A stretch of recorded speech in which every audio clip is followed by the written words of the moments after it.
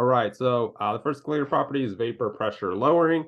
As the title says, right, the solutes will lower the vapor pressure of a solution. Call it VP because I'm going to get tired of writing vapor pressure. And so obviously we want to kind of know why. One reason why, or one reason that's explained why, is that the solute particles block the liquid from going into a gas, but don't block the gas from going back into a liquid. And so they mess with that equilibrium, and we have less going into a gas, so we have less vapor pressure. So we'll say physically block particles from going from the liquid to a gas. The other reason is entropy.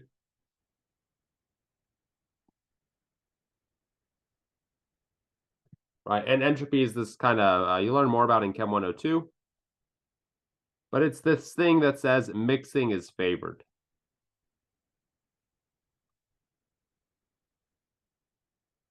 So the more you can mix things, the more you can rearrange things, the more it's going to be favored.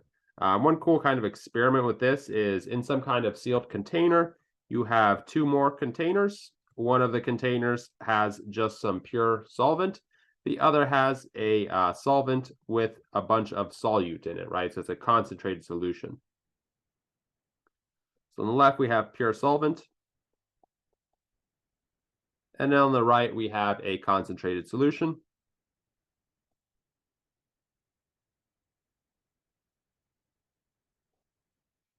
And so the pure solvent will have a higher vapor pressure.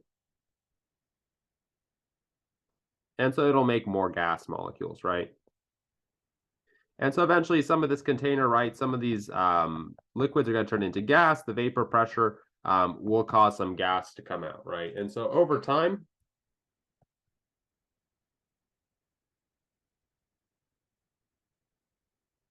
what will happen is the pure solvent level will decrease while the concentrated solution volume will increase, right? That way it mixes it better, right? So solvent level increased.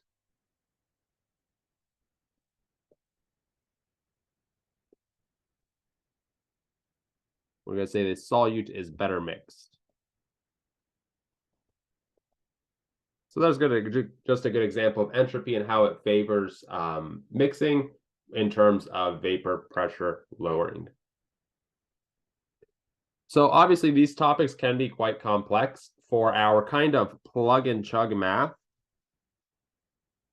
we're always going to assume that we have an ideal solution.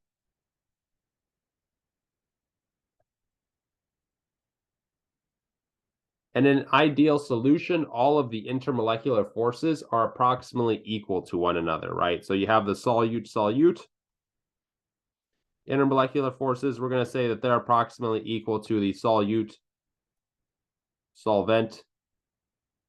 intermolecular forces, which are equal to then the solvent intermolecular forces, right? So basically, there's no really difference in the intermolecular forces between the solution and the pure compounds, and that allows us to treat everything in much simpler terms because the intermolecular forces basically make every solution actually slightly different, right? This is obviously not true. Things aren't ideal solutions, just like things aren't ideal gases, but it's close enough.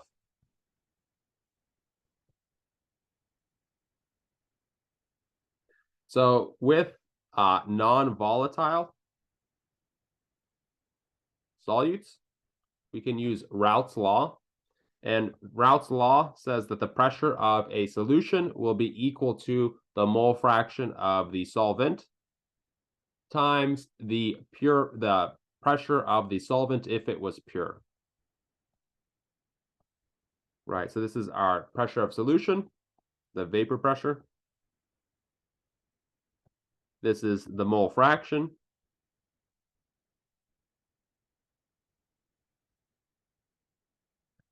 And then this is the vapor pressure of the pure solvent.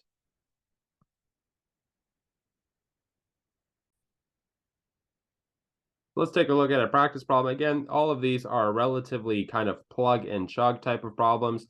you want to make sure that you can interconvert units and that you can plug and chug type of thing. So know what, sometimes you can take variables and replace them with other variables. So again, we have the pressure of the solution is equal to the mole fraction of the solvent times the pure pressure, or the pressure of the pure solvent. And we have this question that says the vapor pressure of pure water at 25 degrees Celsius is 23.8 torr. What is the vapor pressure of 500 grams of water with 98.5 grams of sucrose dissolved in it? So obviously we have the vapor pressure of pure water. That'll go into our pure solvent, or pure pressure.